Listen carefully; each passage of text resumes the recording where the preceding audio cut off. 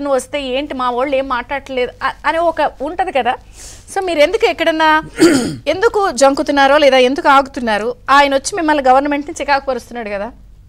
అమ్మా, ఒక ప్రజాస్వామ్యంలో ప్రతిపక్ష నేత కాదు ఇప్పుడు ఆయన, ప్రతిపక్షానికి చెందిన వ్యక్తిగా ఆయన మాట్లాడడంలో మేమేం తప్పటం ఆయన మాట్లాడమండి. సరే, ఇంకా నువ్వు బూతులు అంటావా? వాళ్ళ పార్టీ యొక్క డీఎన్ఏనే ఆ టైప్లో ఉందమ్మా. ఇంతకు ముందు ఉన్న 175 మంది మీద పెట్టాలి.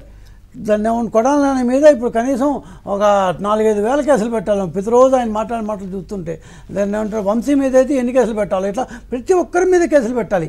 ఇది రాజకీయాలని ఎంత బురదమయం చేశారంటే ఇంకా నాకు అర్థం కావట్లా. ఇప్పుడు రాజకీయాలు ఒక ప్రతిపక్షమే వద్దు అనుకున్నప్పుడు నువ్వు అన్నట్టు మేము అసలు ప్రతిపక్షం వద్దు అనుకోవాలి, మా ఉద్దేశం కాదు. సో అందుకే మనం అసెంబ్లీకి రారా బాబు, అసెంబ్లీలో అసెంబ్లీలో ఆయన వచ్చి 36 అని మొన్న అన్నారు, 60 అని నిన్న అంటున్నారు. ఈ లెక్కలు ఇది ఆయన మిస్లీడ్ చేస్తున్నారంటే ఆన్ రికార్డ్. నాకు ఒకటి చెప్పు, ఇప్పుడు మనది ప్రజాస్వామ్యం, ప్రజలు ఓట్లు వేస్తేనే జగన్ బయటికి వెళ్ళాడు. ప్రజలు ఓటేసేదాకా జగన్ ఏం చేసినా కూడా చెల్లిపోయింది, ఎందుకంటే ఆయన అదే ప్రజల యొక్క ఓటుతో వచ్చాడు కాబట్టి.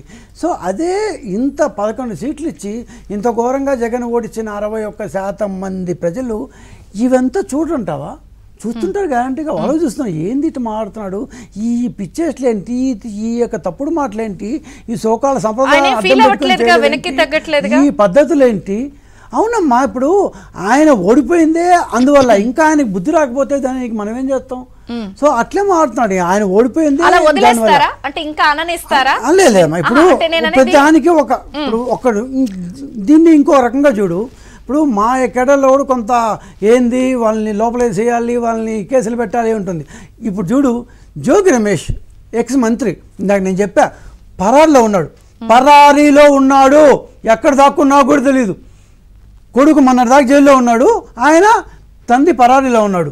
లేలా అప్పిరెడ్డి తెగ మాట్లాడేవాడు ఎమ్మెల్సీ పరారీలో ఉన్నాడు. వరుసగా నేను లిస్ట్ చెప్పుకుంటూ పోతా. ఇట్టంటే వాళ్ళ మీద కేసులు ఉన్నాయి, వాళ్ళు దొరకకుండా తప్పించుకొని చూస్తున్నారు. అంటే దొరకకుండా తప్పించుకొని తిరిగే దీనహీన స్థితికి వాళ్ళు వచ్చారు అంటే ప్రజలు చూస్తున్నారు మొత్తం. సో వాళ్ళందరూ కష్టపడుతున్నారు ఇప్పుడు, ఎందుకంటే ఇన్ని రోజులు చేసిన యదో పనులకి ఈ రోజు కష్టపడుతున్నారు. It's not so easy. ఆయన ఎవరు, పిన్నెల రామకృష్ణారెడ్డి బాత్రూంలో దాక్కున్నాడు. ఇంకొక ఆయన ఔటర్ రింగ్ రోడ్లో, ఆయన పేరేంది, రామకృష్ణారెడ్డి ఔటర్ రింగ్ రోడ్లో దాన్ని దాక్కున్నాడు. రకరకాలుగా.